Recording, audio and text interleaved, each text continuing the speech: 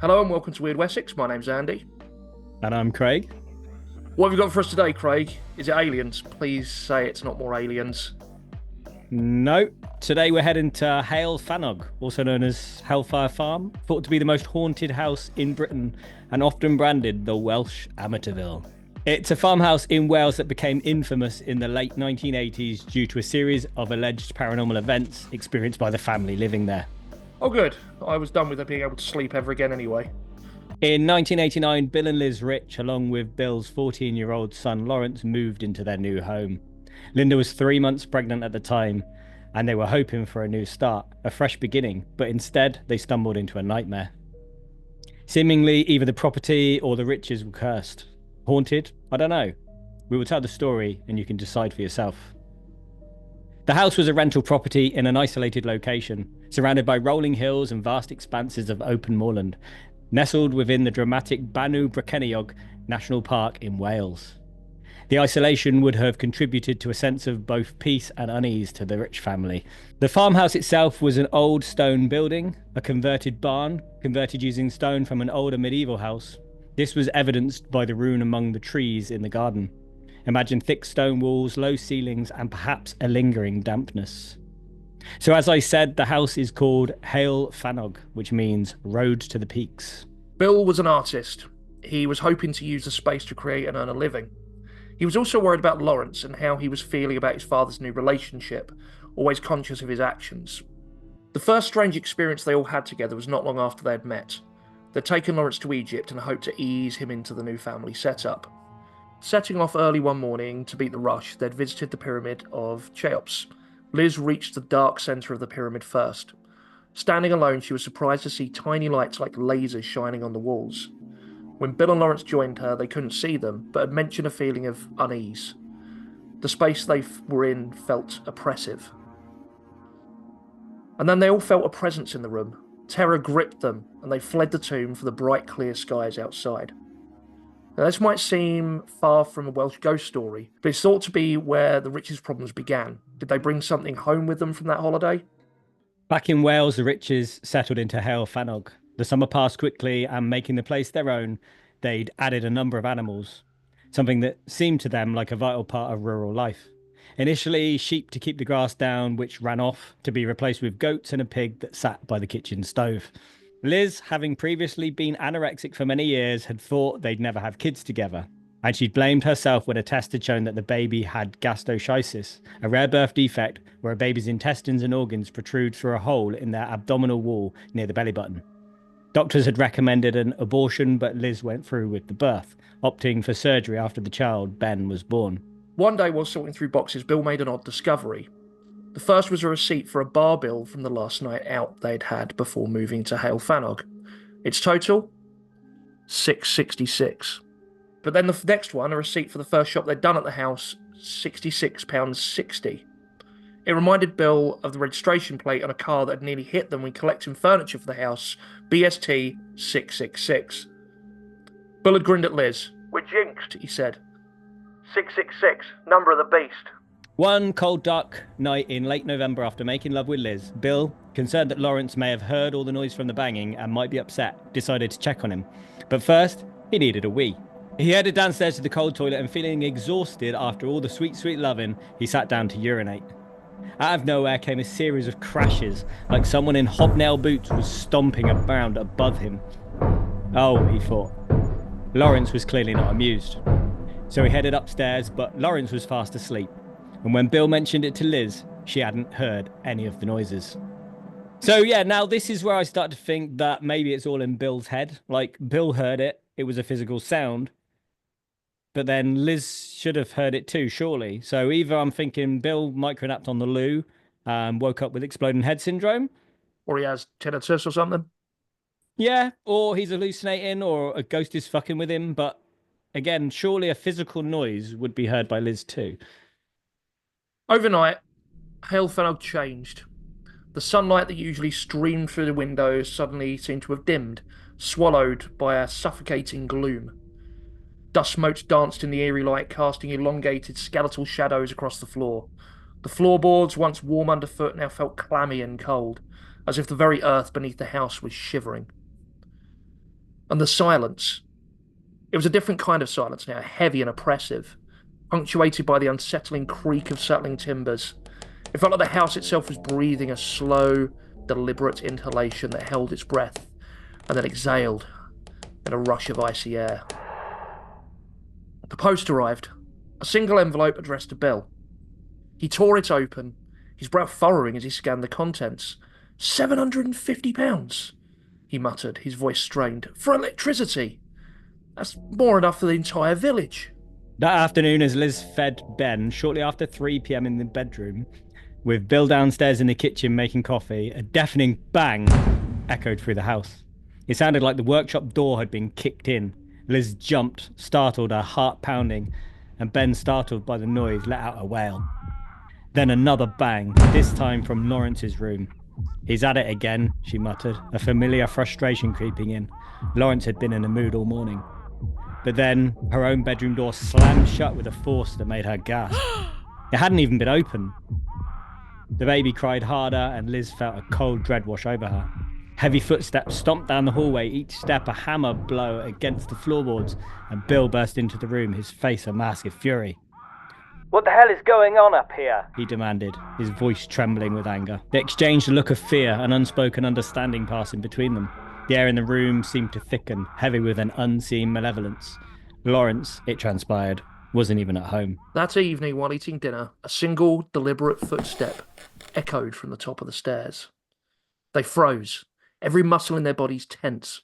The step descended slowly, deliberately, each one closer, closer, until it stopped at the bottom of the stairs. Then, silence. Bill put down his fork and crept towards the hallway. He peered into the darkness, his heart hammering against his ribs. But there was nothing, no one.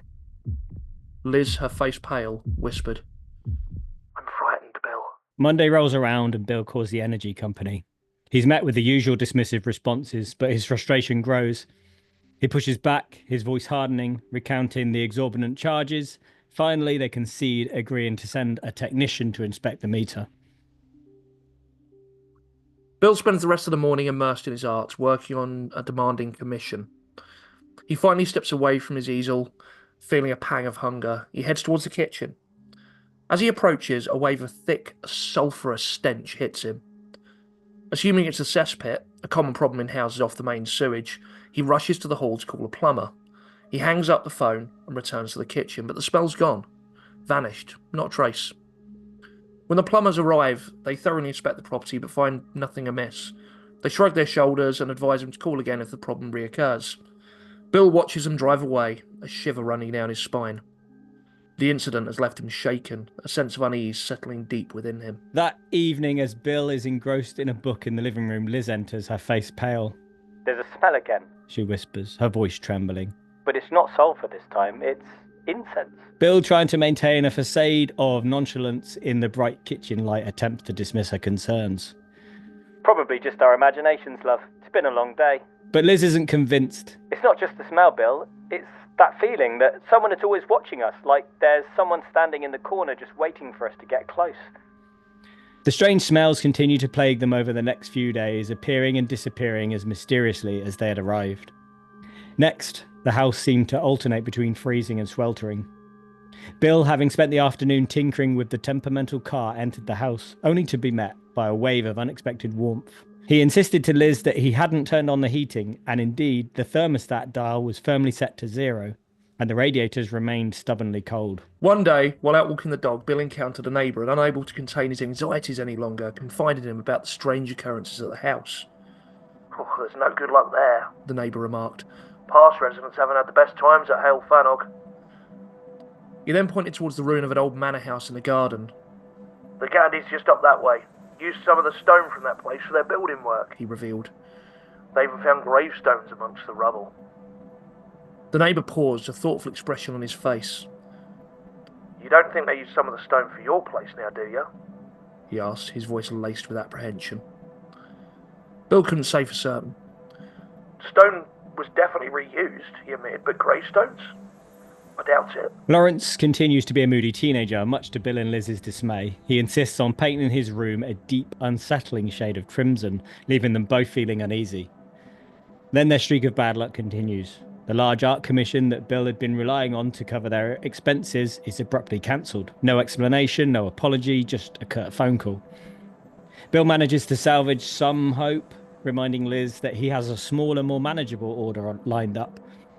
We'll be okay. He assures her. We just need to tighten our belts for a while. But that evening, the phone rings again, and the second commission, their lifeline, has also been cancelled. As 1989 bled into 1990, a sense of dread began to settle over the Rich family. They couldn't pinpoint the source of their misfortune, but it felt as if they were cursed. Was it the house, or something even more sinister? Lulu, their beloved goat, gave birth to twins, tragically crushing one of the kids beneath her weight. Rigland, their guard pig, contracted a mysterious disease and had to be put down. Lawrence's dog, once a loyal companion, went inexplicably mad and ran off into the surrounding hills. Their guinea pig mysteriously died. Even Sheena, their cat, began exhibiting bizarre behaviour, frantically circling the house. To add insult to injury, Bill's art business, once thriving, began to plummet. Commissions dried up, leaving them struggling to make ends meet. And the energy company continued to harass them with exorbitant bills, leaving them locked in a frustrating and costly battle. Lawrence's behaviour took a disturbing turn. He retreated further into himself, spending hours holed up in his crimson-painted room, engrossed in disturbing horror films. While teenage rebellion isn't uncommon, the suddenness of this transformation, coinciding with the night of the footsteps on the stairs, deeply unsettled Liz and Bill. To add to their woes, their car batteries began to inexplicably drain while parked at the property. Electrical faults became a constant source of frustration. Andy, does that sound familiar? Soaring bills, faulty cars. I did think that, but if you mention UFOs one more time, I swear to God.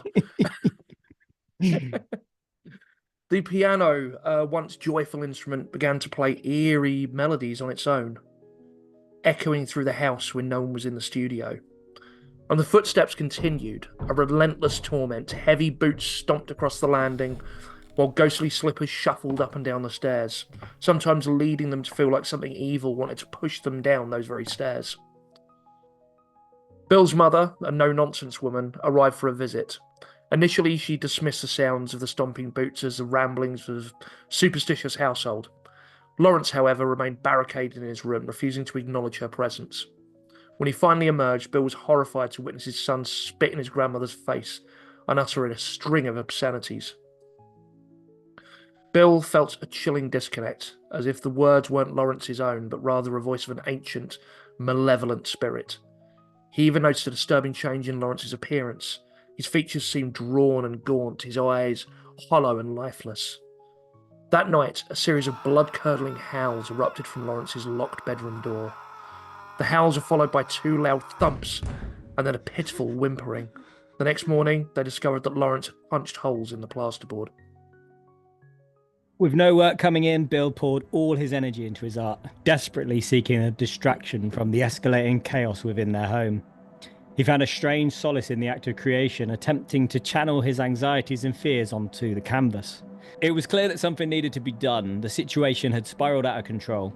Bill and Liz, feeling increasingly isolated and helpless, knew they needed outside help. Liz contacted the landlord, obtaining the phone number of the previous occupant. Remembering that the landlord's own mother had lived in the house for some time, she inquired about any unusual occurrences during their tenancy. The landlord, while polite, denied any knowledge of paranormal activity. Never heard a thing, he assured her, though his voice lacked conviction. He was gracious enough not to laugh when Liz hesitantly mentioned her suspicions about a haunting. The previous occupant, who had resided at Heol Fanog for 7 years, confirmed that she never experienced any paranormal activity.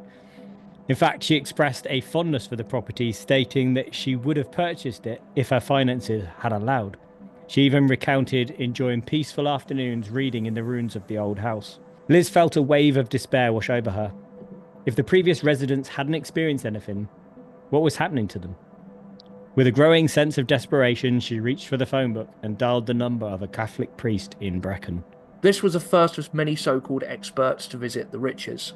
Some they sought out, and some who literally turned up on the doorstep to lend a hand. Every one of them makes it worse. Leading up to the appointment with the priest, things felt to Bill like they'd escalated, as if the thing, this evil entity, was angry at them. The banging and stomping, the smells, the general feel of evil presence there, it was all building up to something, but to what? He felt threatened by it, and without really knowing what it was, or it was capable of, well, on a dark and stormy night, Of course, it was a dark and stormy night. always, Bill drove the short distance to town and picked up the priest, a large-bellied, softly spoken man who chatted amiably on the drive as if nothing was amiss, as if there was nothing unusual about the ghostly goings-on. It may as well have been calling a plumber about a dripping tap. The priest would carefully, methodically go through every room in the house, blessing it with holy water and prayers, attempting to drive out whatever malevolence was there. Except one room. Lawrence, of course, had locked himself in and refused to come out. Did it work? Did the priest manage to exorcise the evil? Well, the sounds and smells seemed to subside for a while, the footsteps stopped, the temperature had returned to normal, even Lawrence seemed a bit calmer, almost subdued. And they lived happily ever after. Thanks for listening. On to some weird news. I have exorcised the demons. This house is clear. Well, not quite, Craig. It seemed to work for a few days at least. No smells or sounds, just calm. Yeah, but we know from other stories we've covered, like Hill Poltergeist, Michael Taylor. I mean, this shit doesn't work, right? In many cases, it can be led directly back to mental health issues. So, what's really going on here? On at least one occasion, they run in fear from the house, a god-awful cackling laughter, only to realise it was from one of their own goats. I guess probably if we finish the story before we talk about it, but the psychological aspect of this haunting seems clear. Like, how much of what is happening are they imagining? You already mentioned that Bill's mother doesn't react to the noises, possibly because she thinks it's just Lawrence stomping around. And partly maybe it wasn't even happening. Like, I get real, like, Tyler Durden vibes. Exactly. Stress, isolation, financial strain, the pressure of a new family, it can all take its toll on your mental health. And when you're already on edge, it's easy to misinterpret things, to see patterns where there are none. And listeners, we know what you're thinking. It all started with Bill and it centers around him, so it must be him, right? Maybe it's all in his head, a manifestation of his stress and anxiety. But just a few days after the exorcism, the air felt lighter, almost palpable. Even the skies seemed brighter, as if the storm had finally passed. Feeling a renewed sense of hope, Liz took baby Ben out for a stroll in the pram. On her return, she noticed Bill hadn't come back from his trip into town yet. As she walked through the gate, a chilling sensation washed over her. Standing at the nursery window was a figure, a ghastly, wrinkled old woman, with sunken eyes like pebbles staring intently into the room. Surely it's just a trick of the eye? Like, it must have been Lawrence. No, he was at school. Their house was, or at least should have been, empty. What happened next is straight out of a horror movie, though. Liz did exactly what we'd scream at her to not do on screen. Don't go in, we'd say. But this wasn't a movie, this was real life. Well, it was a drama on TV, but I get your point. So, she quietly entered the house and listened intently for any signs of movement. Maybe it was a burglar. She slowly ascended the stairs, her heart pounding in her chest, and checked every room. All were empty. Later, she described a strange feeling in the nursery. Not fear, but a profound sadness, as if this woman, this apparition, didn't understand why Liz was there, in her house. When Bill gets home, he walks in to find Liz on the landing floor, tears streaming down her face. "It's not over. It'll never be over," she cried. Really? Well, words to that effect. I mean, it might have been more, it's not gone, it's still here, but... So, they started to research past occupants of Heol Fanog. They contacted a local historian, even agreeing to be interviewed for the local paper, hoping someone would come forward with information. The toilet where their experiences seemed to begin became a constant source of torment. It would rise up as if something from beneath the ground was trying to force its way through the floor. The unsettling part was that the moment they'd call a plumber to investigate, the floor would return to normal. This happened with such alarming frequency that the exasperated plumber started to complain, "I'm fed up of going to that house." It turned out he'd worked on the house back in the 60s, installing new radiators throughout. He even confided that his apprentice at the time was always terrified of being left alone in the house, claiming to feel an unsettling presence. And more, when he finished the job and left, he got an angry call from the owner. All the radiators had come crashing off the walls. Confused, he'd returned and refitted them, only to have it happen again and again.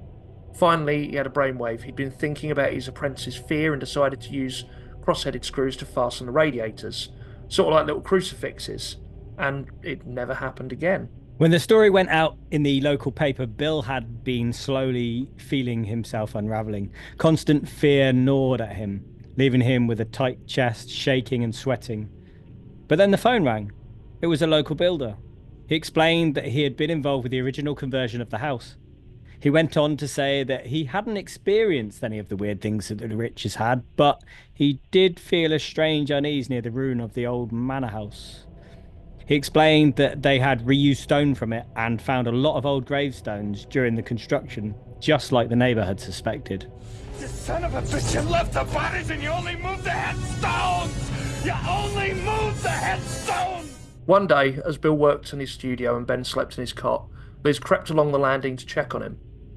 And as she did so, she saw with startling clarity the old lady she'd seen at the window before, sitting in a chair next to Ben.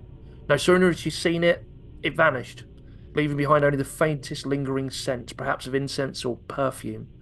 She couldn't be sure. The focus in the book really does seem to be on Lawrence, and I feel for him.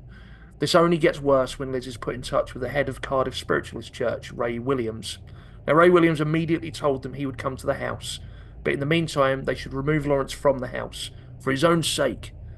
He told them that he believed Lawrence was somehow responsible for the poltergeist activity, and even though he offered no concrete evidence, only vague theories about teenage angst and repressed emotions manifesting as paranormal phenomena, Bill and Liz listened.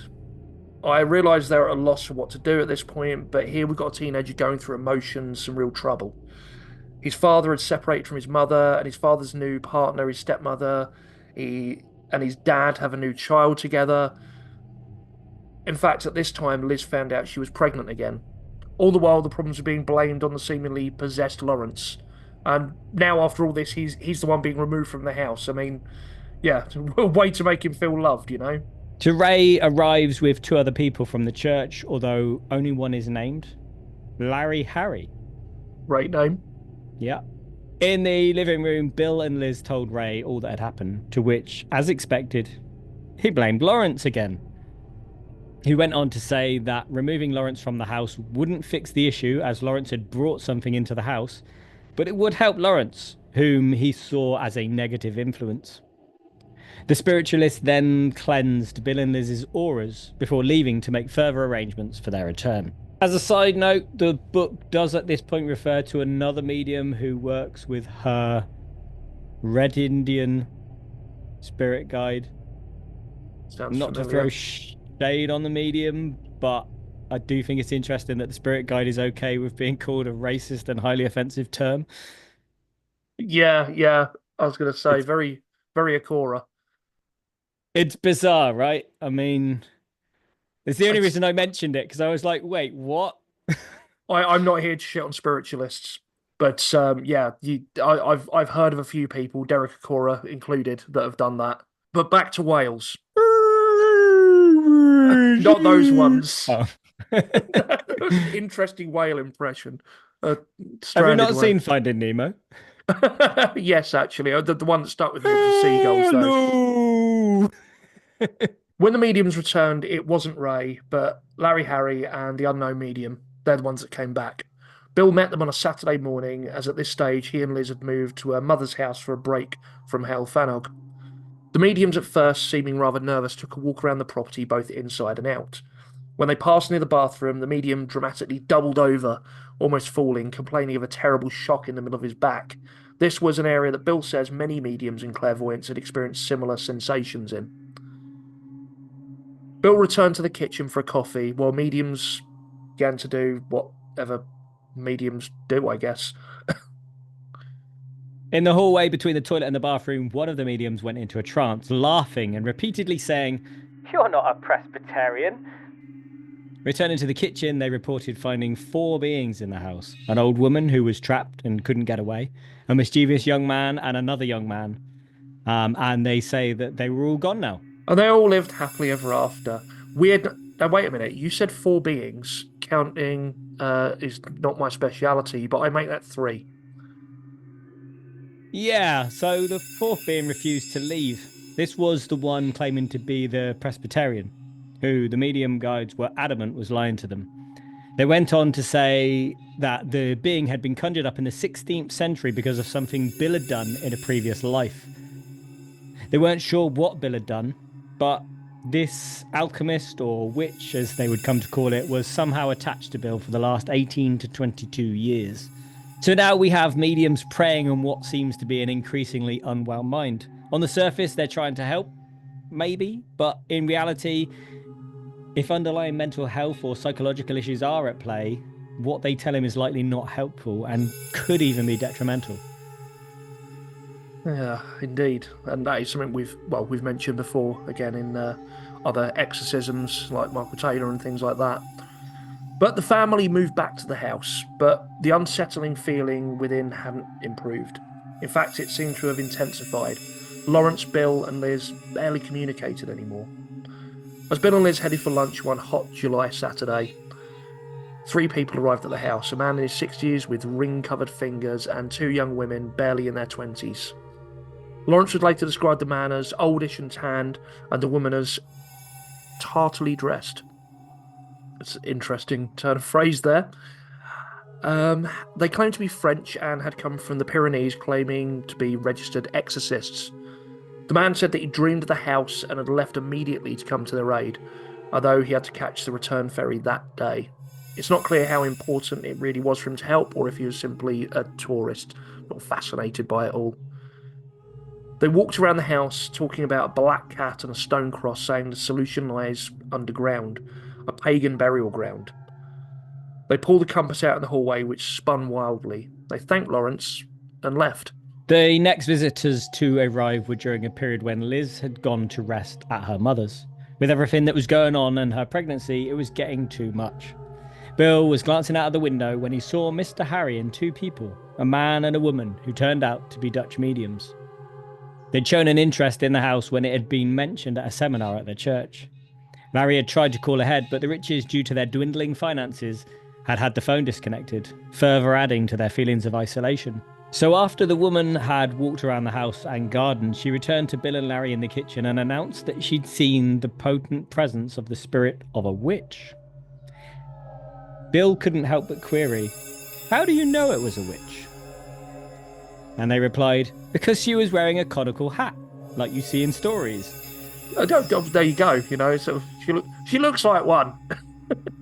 Yes. We weighed her against a duck. She turned me into a newt. Yeah. Got better. She also claimed that the number 7 was somehow important. Next up came the Dutchman. He entered the house immediately asking if Heol Fanog had a history of witchcraft, as he'd seen part of a coven of witches in the barn. 7 to be precise. They continued, stating there was a dark power present, and that the house had been built on an ancient pagan burial ground, likely placed there due to the Celts being drawn to that area because of the 3 ley lines that he said crossed it. They reiterated their belief that Bill was cursed, something they thought was passed down through his bloodline.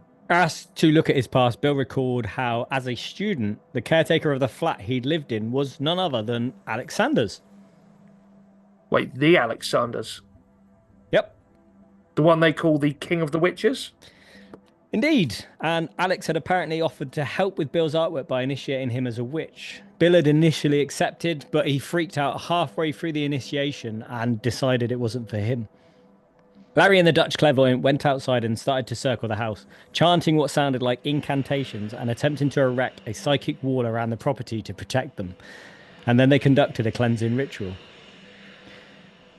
The Dutchman swiftly marked out a pentacle on the kitchen floor, drawing it in one fluid motion.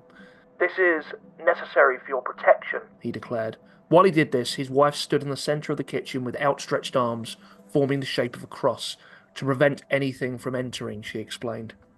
Incense was lit at each point of the pentagram, and then the man called upon the spirits, demanded they not attack, but leave the house immediately. The ritual continued for several minutes, during which time Bill felt himself slipping further in some wild, dreamlike state. Before leaving, they insisted that any time Bill or Liz were afraid, they should draw a pentacle on the stone floor, light joss sticks around it, and climb inside for protection. And then they left. Wait, so basically if you have any more issues, don't call us? Yeah. You got my number? No? Good. And yet again, everything felt better.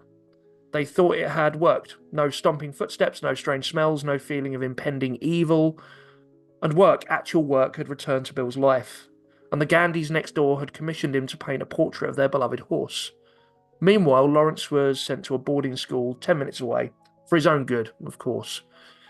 Bill immersed himself in his new commission. The Gandhis had provided a good photo of the horse, but he felt the need to find the perfect backdrop for the painting. While out, he was talking to a farmer about how a terrible blight had infected the area.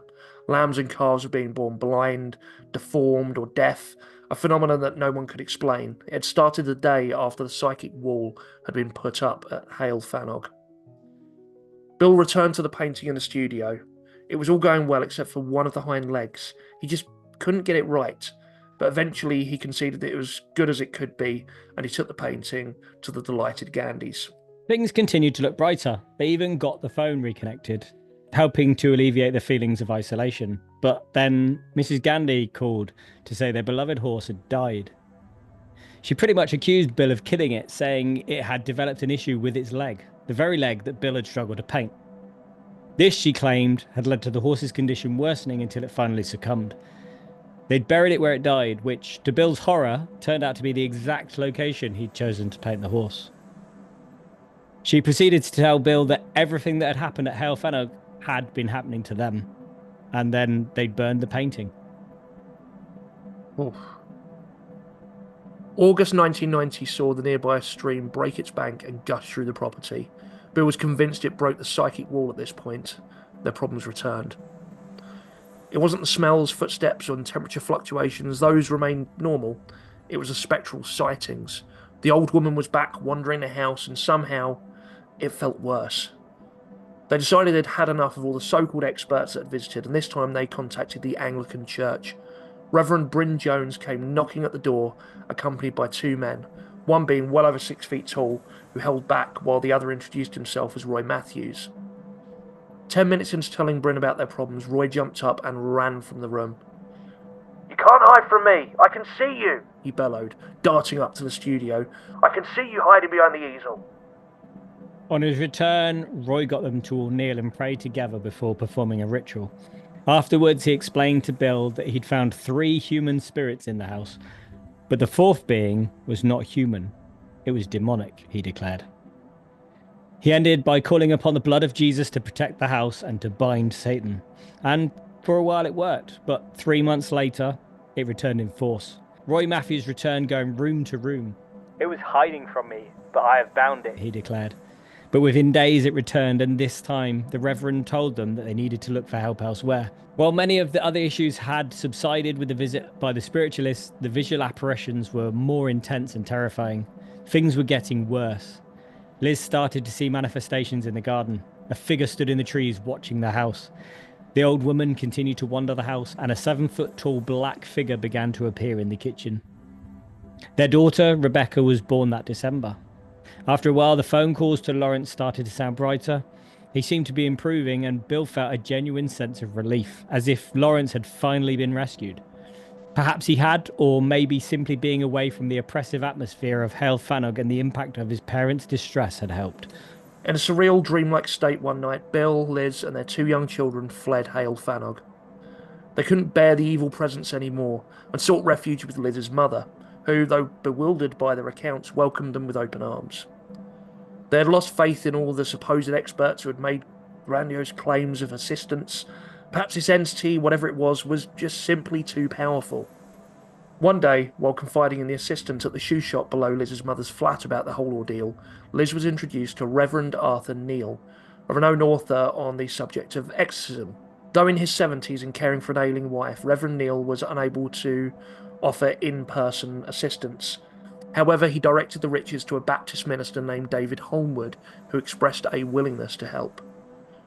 During the following days, the phone calls with David were frequently interrupted by a crackling and static, which he attributed to the entity within the house attempted to disrupt their communication.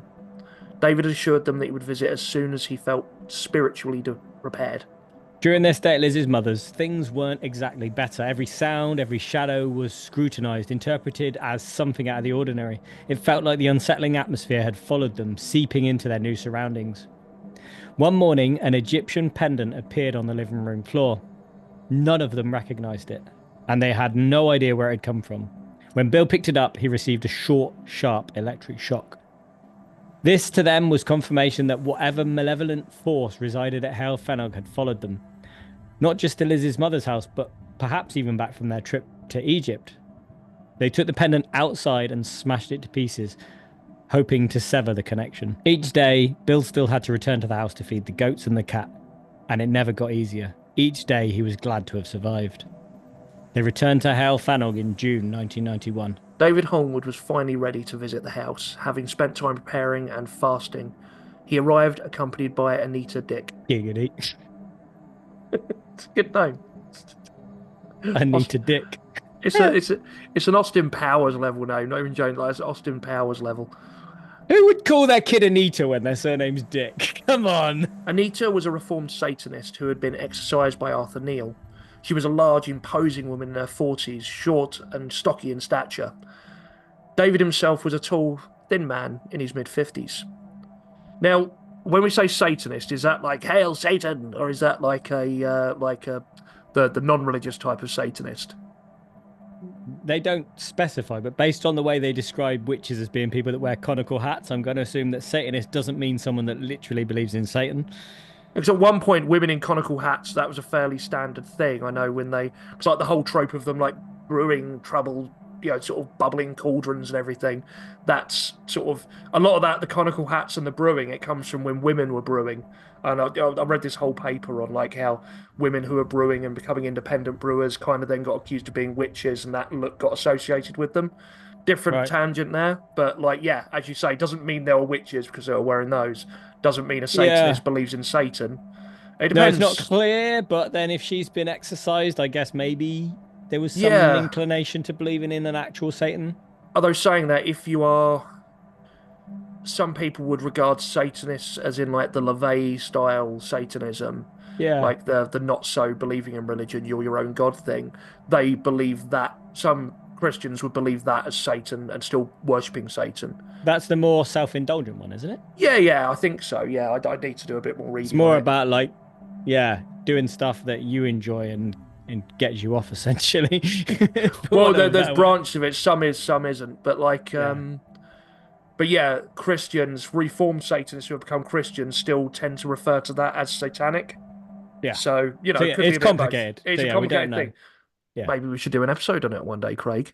Bill recounts on how one occasion, after hours of talking with Anita and Arthur until about 2 a.m, on the drive home, an owl smashed into the windscreen, completely annihilating it. Blood went everywhere. They put this down to Satan trying to stop them, but as we've already said on this podcast, don't blame the owls. I mean, technically, I think it's on a bonus episode, but we're making it a thing. It's a thing now. T-shirt and everything. It was July before they felt ready to attempt an exorcism at Heol Fanog. They met on a hillside and prayed for 2.5 hours for protection first before driving to the house. Bill was driving his own car and David and Anita followed closely behind. When Bill had arrived at Heol Fanog, David and Anita, who had been right behind him the entire time, were gone. It was a good 10 minutes before they arrived, shaken and dishevelled. They claimed that they had been forced off the road by an unseen force, with David feeling an immense pressure on his chest. He'd pulled over and engaged in a fierce spiritual battle. It was gone, David declared, his voice trembling. We've expelled it. It's over. We heard the voice of God declare, It is finished. But as we know, it will never be over. All that was left, they said, was to clear the house of anything that might attract evil influence. David and Anita went on to painstakingly go through all Bill and Liz's possessions, loading many of their most prized things, including some of Bill's paintings, into David's car. Does sound a bit like a shakedown, but all right. It does, but David claimed that the things, including Bill's own works of art, needed to be burnt. This time, they never really felt that it was gone, but David kept in regular contact and would visit for prayer, and the Riches even went to be baptised. Bill returned to painting his masterpiece, spending late nights in the studio and sleeping in a spare room so as not to disturb Liz and the children. During this time, Liz was awoken on several occasions by the sound of the cat snoring, seemingly from under the bed. Needing to return to sleep, she would get out of bed and turn on the light, only to find the cat nowhere in the room. Then it dawned on her. The noise wasn't coming from under the bed, but from outside the window. As she cautiously approached the window and began to open the curtains, the snoring sound subsided. However, as she turned away from the window, the sound grew louder, as if something was preparing to pounce. She ran to get Bill, but when he came to investigate, the sound had completely ceased. Calling David again, he told them that since taking the possessions from the Riches' house, his own son had also experienced the snoring sound. However, after praying with his son, the disturbing noise had ceased. On the phone, the three of them prayed together, and the snoring sound never returned to the Rich household. After this, they continued to investigate what could have caused the troubles at Heol Fanog, researching at the library, talking to the locals, that kind of thing. One story seemed to be folklore or local legend is that the mother of the current owner, Marion Holborn, shortly before she died, had felt a supernatural presence and called the vicar and choir to come to the house and exorcise it. However, her son Phil says he knows nothing about it. Could it be bollocks, or is Phil covering up in order to not prevent earning rental income from the property? Or maybe Marion is the old lady ghost? Could be. But for a couple of years, a fragile peace settled over the house. The sounds, the smells, the sighting subsided, and by 1993, Liz unexpectedly found herself once more pregnant. Then it returned. One spring evening, while Bill was preparing dinner, a movement in the hall caught his eye. A woman, hauntingly beautiful, tall and slender, wearing a flowing white gown, glided through the hall, into the kitchen, and onwards towards the living room. Instinctively, he knew that he should follow, but something held him back. He simply retreated upstairs and told Liz. This is my favourite bit of the whole story. This is where it gets good. Still building up. Right. Let's do it. As summer approached and Bill finally completed his masterpiece, nightmares began to plague them both. One particularly disturbing dream recurred night after night. A beak or hook-nosed figure, half man, half bird, reminiscent of the Egyptian god Horus, would simply stare at him, never moving. Then one day, the dream became a terrifying reality. He was in the kitchen when the figure materialized before him. Panic-stricken, he fled upstairs to the safety of Liz and the children, and they prayed together, desperately seeking salvation. But the figure reappeared, visible to both of them. It was at this time that Liz realised it was the same as the huge figure that she'd seen previously. As they cried out their prayers, the desperation reached a fever pitch. Please go, in the name of Jesus, Bill begged, and just like that, the figure vanished. Bill called David Holmwood in panic, and as they prayed together, the figure returned, more menacing than ever. "It's here too!" David exclaimed, his voice filled with fear. Bill watched in horror as the figure began to drip a strange, oily substance oozing from its form. "It has water on it," Bill gasped. "No," David replied, his voice strained. "I put the blood of Christ on it." The figure began to grow, its form expanding and distorting. "I should put out a wall of fire around you," David bellowed, his voice echoing over the crackling phone line. As he spoke, a wall of flames erupted from the floor, engulfing the creature in a fiery inferno. As the flames subsided, the figure had vanished. You shall not pass! The figure was only ever seen once more. Standing on the hillside overlooking Heol Fanog, it seemed to be watching them, a haunting reminder of the ordeal they had endured. But this time, instead of fear, Bill felt a strange sense of defiance, a quiet victory. As a quick side note, I actually thought that would be a nice end to the story. And then it just goes on and on. That would be nice. Like, right, they've expelled it from the house. It's still around, but it's up on the hillside. When we make a film of it, that'll be how it ends. Fuck Or the rest of it. even like the next bit that I'm about to say maybe could tally off to a kind of nice ending. So Bill returned to the studio in a frenzy, painting furiously for 20 minutes before collapsing back into his chair to admire his work. A blazing white cross emerged on the canvas, a stark contrast against the swirling background of browns, blacks, and purples, a chaotic blend representing the emotions that the house had unleashed within him. He would call it testimony. Now, you'll remember the story started out with the exorbitant energy bills, and that problem hadn't gone away throughout the entire ordeal. The battle with the electricity company had continued. Checks had been done, and even with all the appliances switched off, the meter would continue to spin. It was as if the entity itself was feeding off the electric. As nice as David Holmwood had been, the problems persisted. They knew they needed someone else, someone more experienced. This led them to Dr. John Aston, considered one of the country's leading experts in the field of paranormal investigations. Dr. Aston spent months praying with them over the phone before finally agreeing to visit in person. In the hope of bringing more joy into the house, they got a dog, a Doberman named Bo. However, instead of providing comfort, Bo became increasingly agitated, pacing and barking, howling and growling at something unseen in the kitchen and the hallway.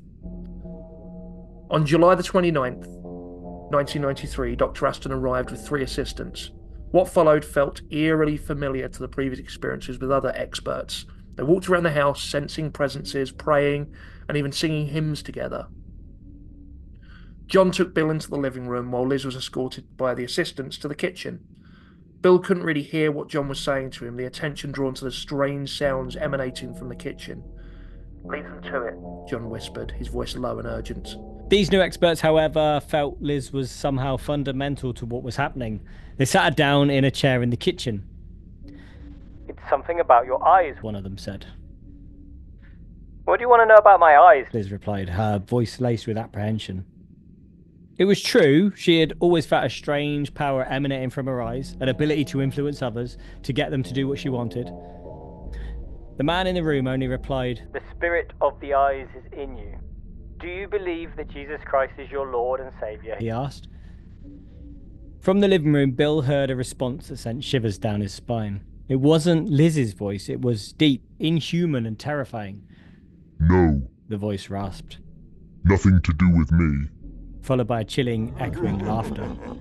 Bill ran to the kitchen, but all they could do was watch in horror as the terrible laughter continued to emanate from Liz's mouth. When the laughter finally subsided, Liz was left sobbing uncontrollably. John, his face pale, held a makeshift communion service right there in the kitchen, offering Liz bread and wine, before making his way around the house praying more. They'd started using the erratic electric meter as a bizarre barometer of success. If the meter spun wildly, the haunting was still active. Even after Dr. Aston's visit, the meter continued its frantic dance, a grim reminder that their torment wasn't over. Then came the call from Robert MacDonald. He wanted to bring in an exorcist, a man named Eddie Burks. But there was a catch. They wanted to film the entire exorcism. Initially skeptical, Bill and Liz reluctantly agreed. The wait for Eddie Burks was agonising. It would be March 1994 before Eddie and the film crew would come. But as the date drew closer, the torment intensified, as if the entity sensed the impending confrontation. While Bill sat worrying, the mounting bills and the lack of work gnawing at him, his gaze fell upon a kitchen knife lying on the table. A dark thought crossed his mind. "No," he hissed, pushing the thought away. He couldn't do this to Liz, to the children. He picked up the knife and returned it to the drawer and sat down again, trying to regain his composure. But when he looked, the knife was back on the table, as if it was mocking him. It was a taunt, a chilling invitation. This thing, whatever it was trying to drive him to despair, to break him. "I won't let you," he muttered, snatching the knife away again. When Eddie Burks arrived, he began by solemnly walking the perimeter of the property, erecting what he called a barrier of light. He only managed to reach the kitchen, declaring, "I need go no further. The house is being filled with light." He claimed to see the figure of Christ and hear the words, "And there will be nowhere for them to go," repeated in a divine chorus. "I am aware a cross is being erected to protect this place. Eddie announced, his voice booming. There shall be no more darkness. All will be safe within. Praise be to God." "I think I know what you mean," Bill said, leading them to his studio to reveal the painting. Testimony, the stark white cross against the backdrop of swirling chaos. After Burke's visit, the electricity bills dipped for the first time, offering a fleeting glimmer of hope. However, the respite was short-lived. The oppressive feelings returned and Liz began to see a horrifying apparition, a figure dripping with blood, half of its face missing, as if it had been in a car crash. The house became sort of a gateway where they would see entities, women, men and children passing through. These figures seemed oblivious to the rich family's presence, simply moving through the house as if it were an empty stage, disappearing into the garden beyond. The constant stream of those ghostly processions, while no longer terrifying, created a pervasive sense of unease. The family could never truly relax, always aware of the unseen entities moving through their home. And as if to underscore the ongoing struggle, the electricity bills began to climb once more. Burke returned, and this time he announces it is something pre-Christian, and that is why the previous work hadn't worked. It's something that's been dormant for thousands of years. He performs one last exorcism. By March 1996, the electric had returned to less than average for a house of that size. Bill had finally found work, and the children were better behaved. Even Lawrence seemed a different person. After their harrowing experiences at Heol Fanog, Bill and Liz Rich eventually leave the house and get divorced, with the strain of the paranormal activity taking a significant toll on their relationship. Bill later passes away, leaving Liz to deal with the lasting impact of their time at the haunted farm. Well, yeah. I guess quickly I should mention, because we didn't at the beginning, so we haven't referenced what our sources are. We used Mark Chadbourne's book Testimony. If you're watching, looks like this. It did take me a while to get hold of a copy. Shall we talk about it a bit? yeah, I mean, I know we gave some of our thoughts on it during the sort of main part of the show, but it does seem to me it could be one of those things that is potentially a mental health crisis, which then potentially induces a bit of hysteria, like a sort of mass, absolutely, sort of them their shared sort of viewing of this, which, and it is a skeptical mind of me, but I do think they're being preyed on by some of these exorcists and experts. I mean, oh yeah, I see it too. Yeah, all right, mate. It's interesting that some of the experts kind of refer back to the same thing, but I wonder how much they already knew when they came in. Exactly. If they were saying, oh, well, sort of, it's like it's weird. I was thinking about cold reading the other day, and it's a similar thing.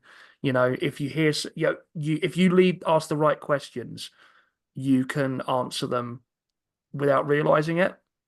So, you say, oh, and these entities, what is there? There's a few of them, isn't there? Yeah, it's 4. And, I'm seeing 4 entities. They knew there was 4 entities as well. It's like, no, you answered it without realizing it. I don't again, I don't know this for definite, by any means, but sure. I have my I'm a skeptical person anyway, but I do harbor a little bit of resentment for a lot of the medium and So I mean, yes. I actually have a bit of a background in that, because when I was in my late teens after my mum passed away, I used to go to spiritualist churches, so I know a fair bit about that stuff. But that's aside. Yeah.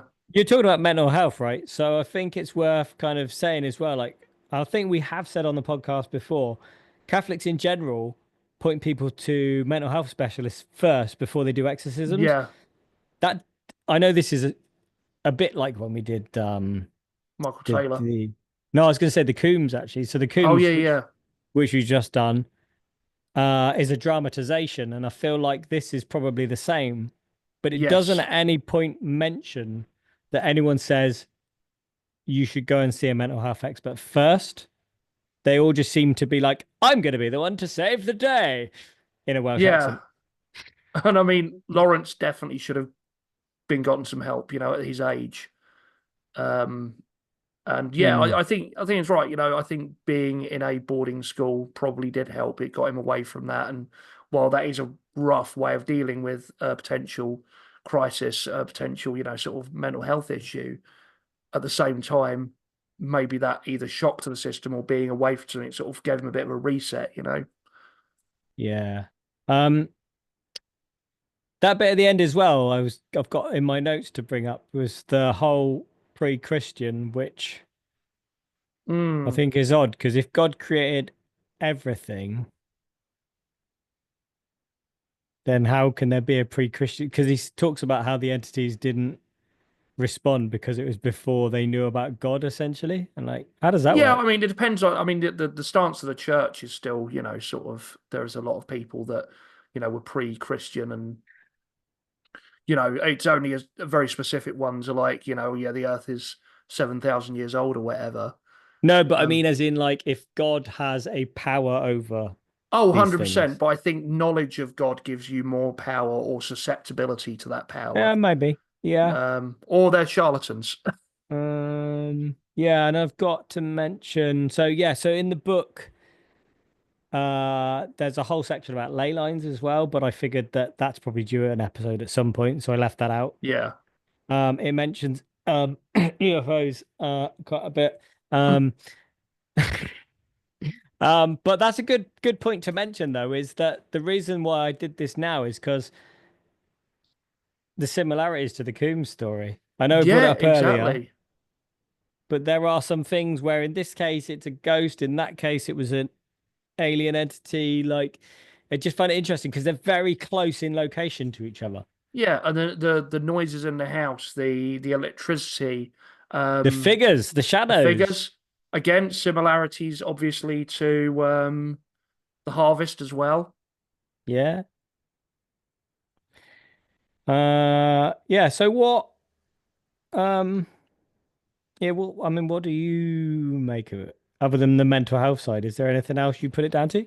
Aspects of it do seem a bit more convincing. Again, reiterating, I lean on the side of skepticism, but it is one of the more, I don't know, maybe it's just an intuition thing. I don't know, but I do feel like this might have something to it a little bit more than others, but I don't know why. I can't really put my finger on why.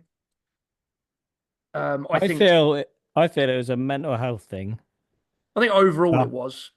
the drawing from the Egyptian stuff seems to come up and kind of quite at a late stage, I guess, comes back to them. Yeah. Um, but that could again be a fragile mind. No, I get that. I do get that. I think it's a weird one. It's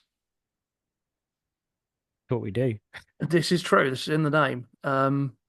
But yeah, and I guess if someone's a bit more susceptible to it, by the sounds of it, potentially Liz was the one who having a mental break. Potentially it was Bill. But That's difficult, isn't it? Because then they blame Lawrence. yeah, and then but So if they're going through that, you can see why Lawrence went that way. A big time of upheaval. One of them's obviously having a mental break. It's hard to explain. And then if one's susceptible to depression, Bill, the yeah, suicidal one. Also, Bill so is, I one didn't could say set it the at other the end of the off. story, but Bill, as far as I understand it, became an alcoholic after they split up and Uh, he pretty much drunk himself to death. that's rough. Yeah. So I would say the problem personally lies with Bill. Yeah. Uh, but yeah, I mean, Liz seems to see stuff too. So is that, again, like you said, kind of a mass hysteria type thing, or is she really seeing it? She's still around. She still not does the circuit, but she's on the occasional documentary. She was in the BBC version of this. Yeah. You can find clips of her on YouTube, and which is why, because initially, so Mark Chadbourne generally writes fiction. So when I was Yeah. like, this is the only non-fiction he's written, I was like, is How this a much of it's bit? non-fiction? Yeah. Yeah, how much? But from stuff I've seen of her and the fact she was involved with the BBC version, I think that he's done a good job of interpreting what happened. I don't think he's dramatized any of it as such. Okay. Well, I mean, it kind of reads drama enough anyway, I guess, if it is, it's probably enough for Yeah, him, but it's Yeah, I mean, as I said, towards the end it gets a bit tedious because it's a bit like rinse and repeat. New expert, they fix it. No, they don't. New expert, they Yeah. fix it. And yeah, but honestly, by the end, you're just going, "Oh, for fuck's sake! Like, how is this going to end?" Well, you get a little bit of that in the Coombs as well, don't you? Yeah, yeah, yeah. Like it's sort of like Again, the same similar. Yeah, visitations, and again a bit dramatized, but yeah, yeah. I mean, other things, if you want, we could discuss the fact there could be a bit of stone tape theory. If we're talking about the ancients and these gravestones and things, maybe there's kind of something that's repeating on a loop that's been yeah, kind of like that recorded residual sort of. in the rock rather than an actual entity.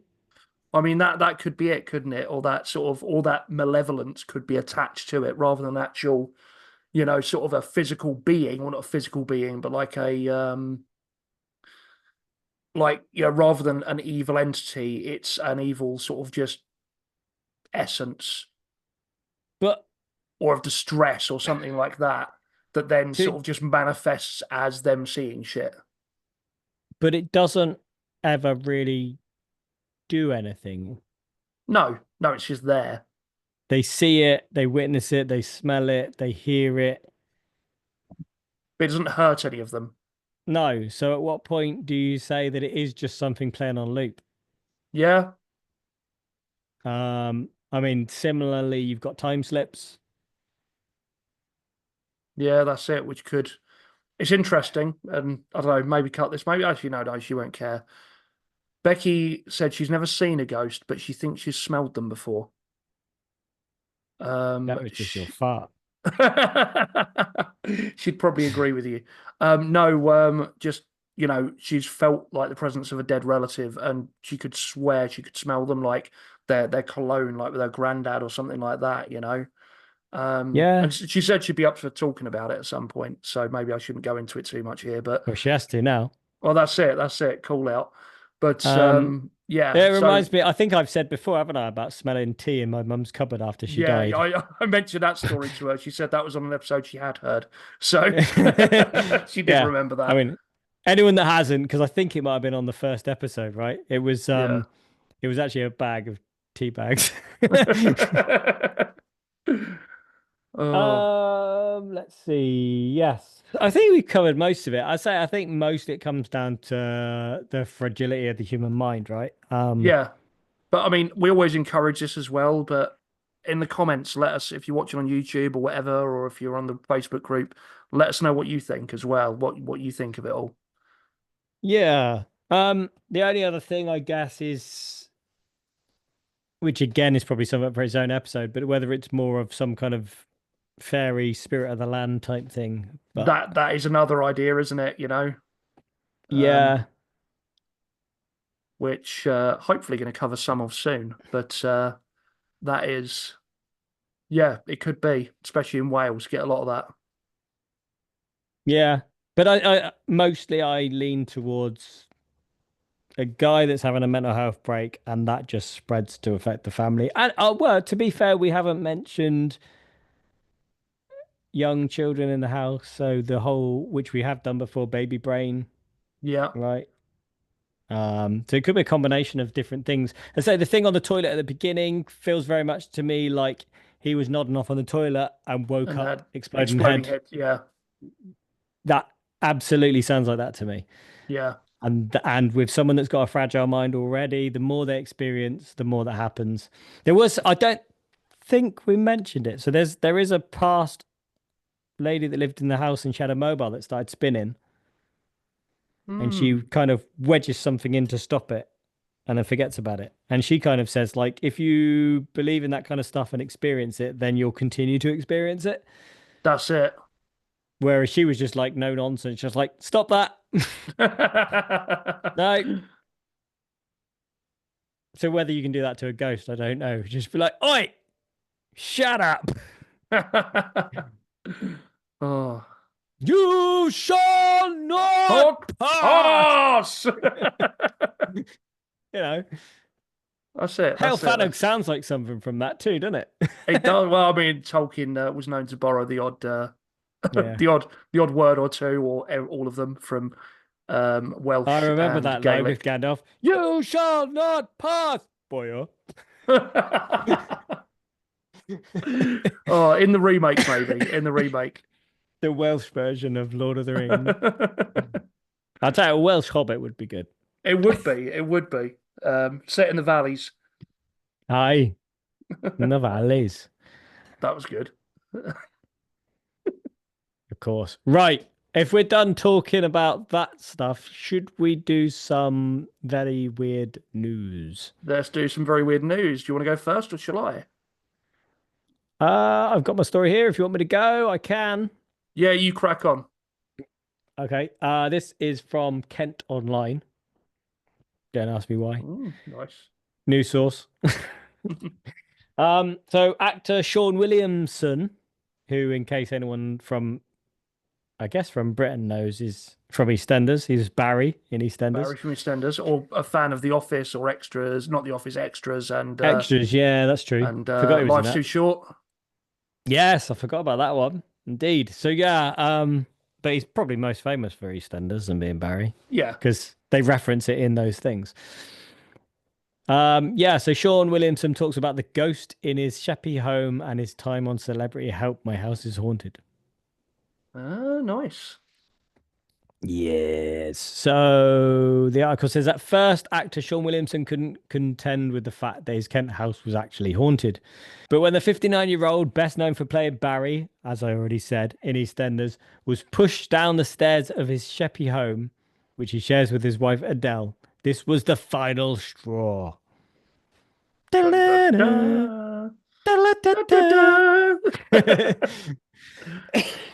So he says when we moved into the house, there were the unusual bumps every old house gets in the night. It could be the wind in the attic, anything really. But then pictures started coming off walls. They were securely fastened.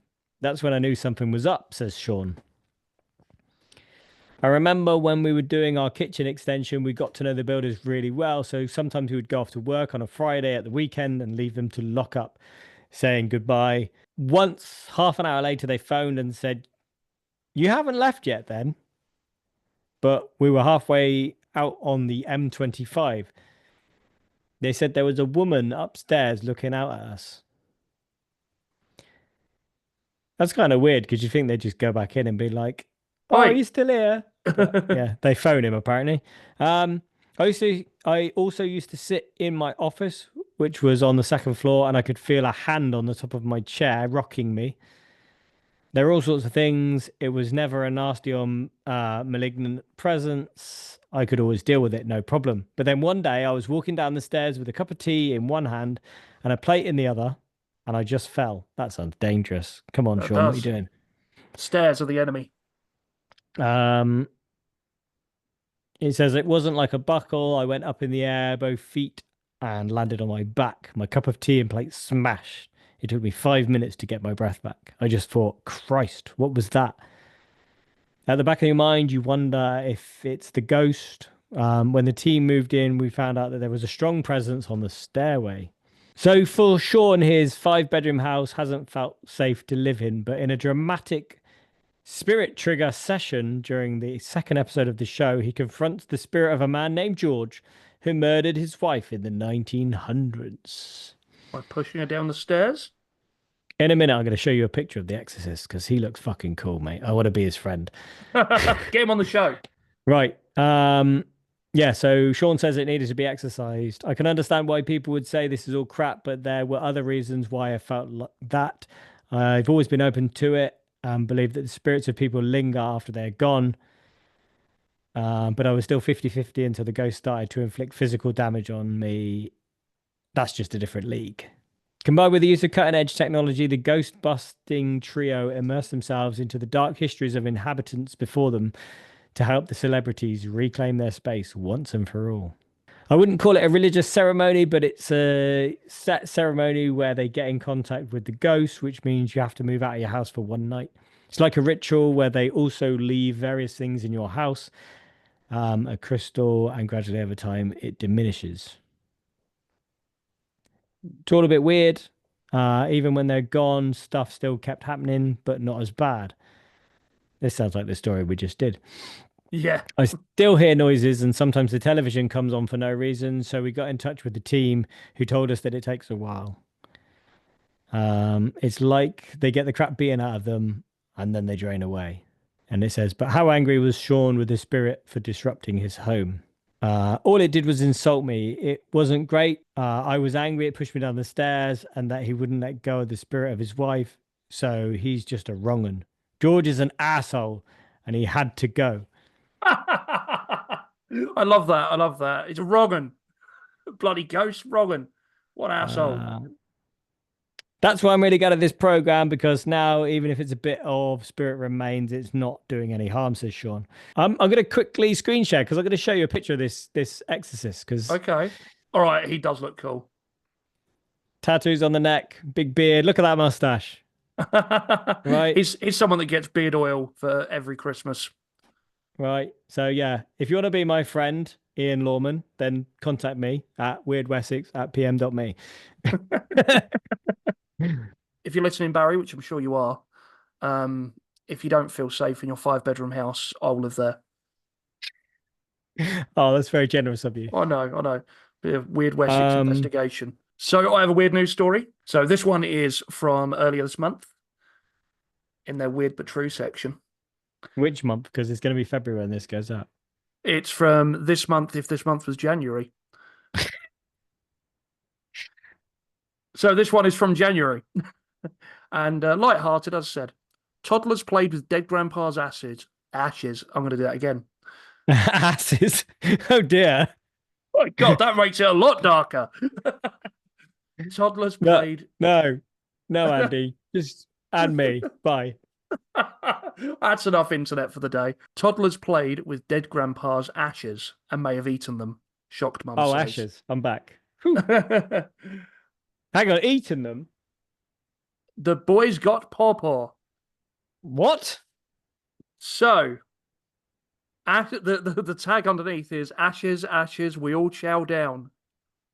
Oh. A Colorado mum was appalled after discovering that her sons might have eaten their grandfather's ashes, as detailed in a hilariously macabre TikTok video with more than 2.4 million views.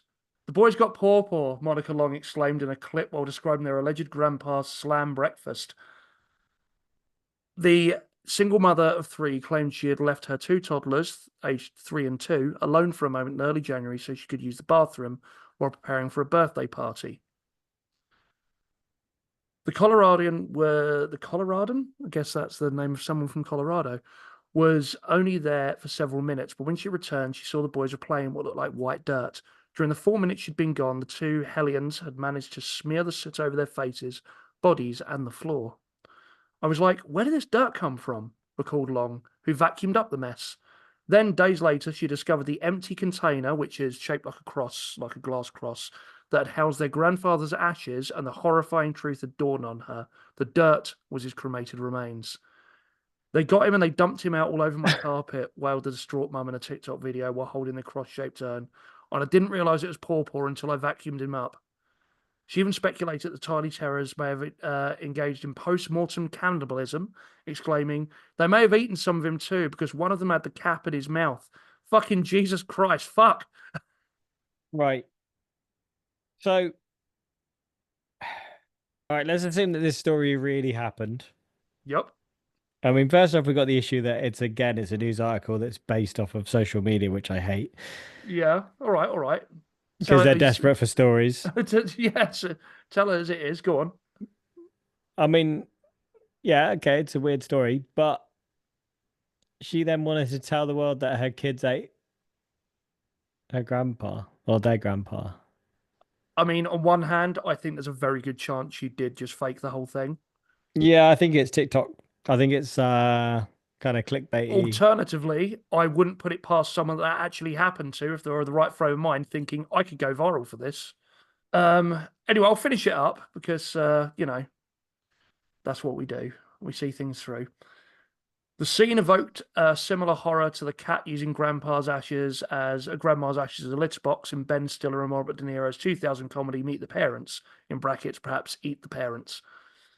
As for how the children access the ashes, Long said, Poor Paul was on a shelf out of their reach, but they're climbers. They climbed a little way up and got a hold of him. Yeah. So it goes on to say that Grandpa would have definitely got a kick out of this whole ordeal. I'm sorry, but the snort laugh let out when you zoomed in on what left is of Paw Paw, said one commenter. Another says, I don't know Paw Paw, but I bet you'd find this hilarious. He's somewhere up there laughing his tail off. And he's not in ashes. He lives on in those who knew and loved him are. Yeah, literally in. In. I was going to say, there's a little bit of in all of us, but especially those two. Goes on to talk about him being a Vietnam veteran and a follower of Jesus. And yeah. But yeah, that's about it. I think maybe it's fake, but it's also pretty fucking grim. So I wanted to do it. No, I think that's about it from us, isn't it? Yeah, I think you got some other stuff you wanted to talk about for the Patreons. Yeah, I do. So if you are interested in hearing us yammering on about some quite interesting stuff, and some of our thoughts and other things that are going on in the world and just the general supernatural and folklore and all things like that, please join us on Patreon. Every little helps, and we really do appreciate it.